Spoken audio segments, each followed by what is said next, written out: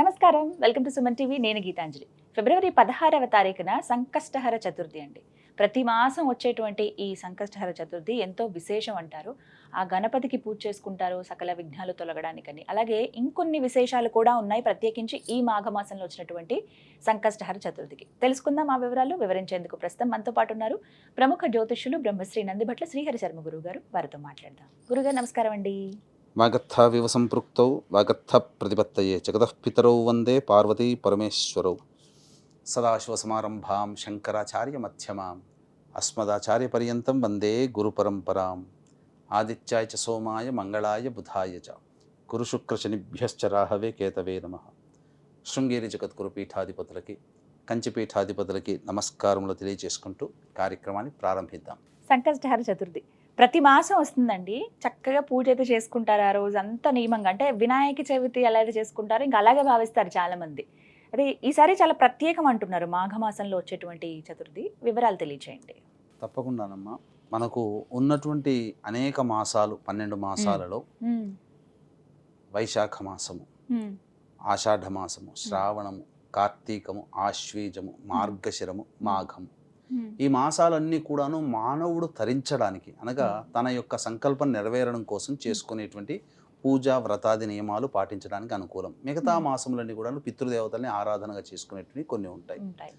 అయితే మనకు సంకష్టహర చతుర్థి అనేటువంటిది అనాదిగా యుగ యుగాల నుంచి ఆచరిస్తున్నటువంటి వ్రత విధానం ఇది. దీనివల్ల మానవులకి కలిగేటువంటి లాభము అనేదానికంటే కూడా శుభాలు అనేటువంటి మంచిది. ఆ శుభాలు అనేటువంటివి మానవులకి కలిగే శుభాలని వర్ణించడానికి మనకు ఒక సమయం అంటూ సరిపోదు. అంతటి గొప్పది. ఎందుకనంటే కరుణామయుడు, దయామయుడు సాక్షాత్తు విఘ్నేశ్వరుడు. ఎవరు పిలిచినా పలుకుతాడు. ఎందుకంటే దీనికి సంబంధించిన ఒక గాథ కూడా ఉంది.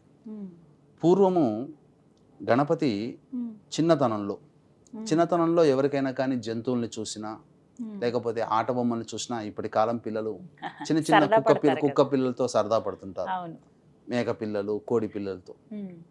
అలాగే పిల్లి, ఆ ఉద్యానవనంలో పిల్లి తిరుగుతుంటుంటే ఆ పిల్లి చూసి ముచ్చటపడి పట్టుకోవాలనే ఉద్దేశంతో గణపతి వెంటబడుతుంటుంటే చిక్కకుండా ఉండేసరికి కోపం వచ్చేసేసి ఎట్లా అయితే పట్టుకొని దాన్ని గీరుతాడు. గీరేసరికి చారలు వస్తాయి. వచ్చిన తర్వాత అది ఇంటికి వెళ్ళిపోతాడు. అమ్మ ఆకలిస్తుంది, నాకు పెట్టమ్మా అని అంటే పార్వతీ అమ్మవారు ఆ గణేశుడిని చూడకుండా ఇటువైపు ఉంది తీసుకోపో అని అంటాడు. అమ్మ నాకు చూసి చెప్పొచ్చు కదా అని అంటే ఎటువైపు వచ్చినా ఆయనకి మొహం చూపించకుండా సరికి పట్టుబట్టి అమ్మని చూడాలని చెప్పి గణపతి ముందుకు వస్తాడు. కనబడగానే అమ్మవారి చెంప మీద గీరలు కనబడతాయి. కనబడేసరికి అప్పుడు ఎందుకమ్మా ఏమైందమ్మా అనంటే, నీకు తెలియకుండా ఎవరు చేశారో చెప్పు, నేను వాళ్ళని సంహరిస్తానంటే, ఎవరైనా చేస్తే నీకు చెప్పొచ్చు కానీ నువ్వే చేసావు కదా, నీకెలా చెప్పను నేను అంటుంది. ఏం జరిగింది అని చెప్పమానంటే, నీకు తెలియదా నువ్వు చేసిన పని, ఒకసారి గుర్తు తెచ్చుకుంటే అంతకుముందు జరిగినటువంటిది. ఈ సృష్టినంతా కూడా ఏ రూపంలోనా నేను తల్లినే కదా, కాబట్టి అన్ని జంతువులు నా రూపమే కదా, మరి నువ్వు ఆ ప్రాణిని నువ్వు ఇబ్బంది పెట్టావు కదా, కాబట్టి నువ్వు ఆ ప్రాణిని సంరక్షించు అనగానే ఆ ప్రాణి కోసమే ఆ ఉద్యానవనం అంతా ఎతికి ఒక చోట దాక్కున్నటువంటి ఆ పిల్లిని దగ్గర తీసి ఇక ఆ రోజు నుంచి అమ్మ బాధపడిందని చెప్పి ఆ రోజు నుంచి ఏ ప్రాణిని కూడా ఇబ్బంది పెట్టకుండా ఉన్నాడు గణేశుడు. కాబట్టి అందరినీ కూడాను సమదృష్టితో, దయా దృష్టితో చూసేటువంటి ఆ గణపతిని ఎవరైతే ఈ సంకష్టహర చతుర్థి రోజున వ్రత నియమాన్ని అనగా మనకు ఈ వినాయక చవితి, వరద చతుర్థి, సంకష్ట చతుర్థి అని చెప్పి మనకు 2 నియమాలు అనేటువంటివి ఉన్నాయి.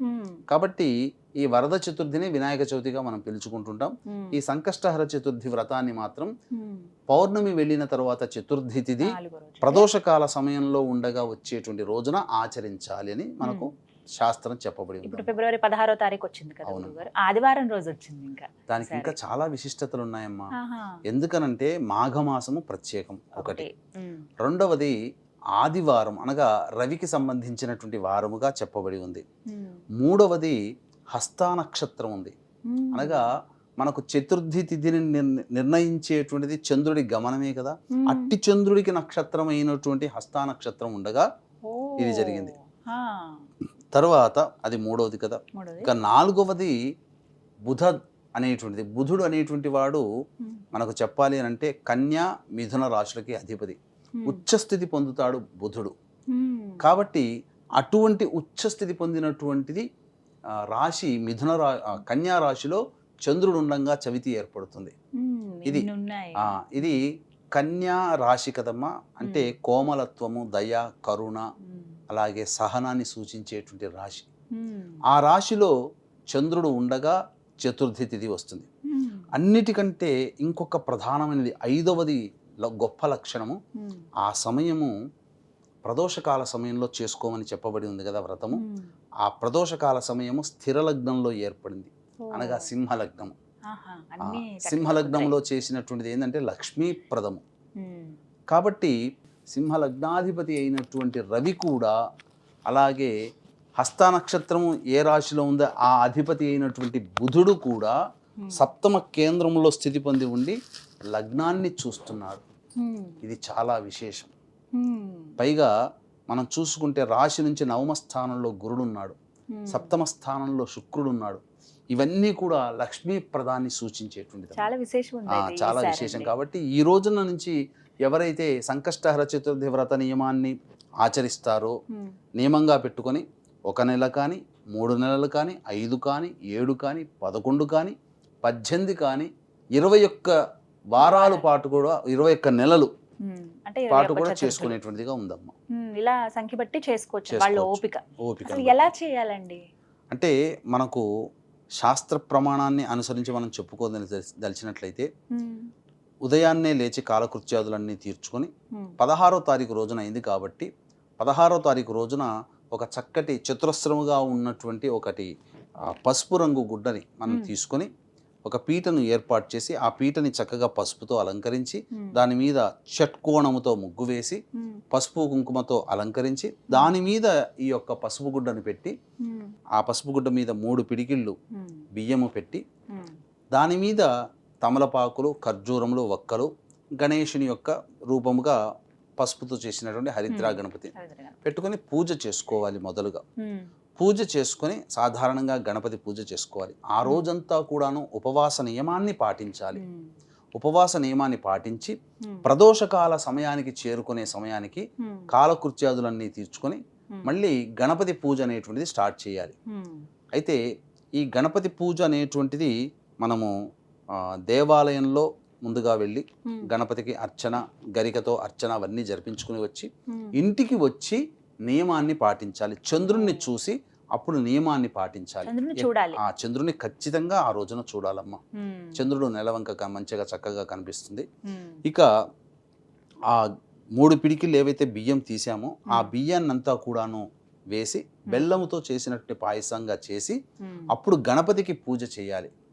గణపతికి మనం వినాయక చవితి రోజున ఏ విధంగానైతే మనం పూజా విధానంగా చేస్తామో ఆ విధంగా చేసి ఉండ్రాళ్ళు, అలాగే సంబంధించినటువంటి ఈ బెల్లం పాయసం శక్తి కొలది చేసుకొని నైవేద్యంగా పెట్టి చంద్ర దర్శనం చేసుకొని అప్పుడు భోజనం చేసినట్లయితే తప్పకుండా ఆ గణపతి యొక్క అనుగ్రహాన్ని పొందిన వాళ్ళం అవుతాం.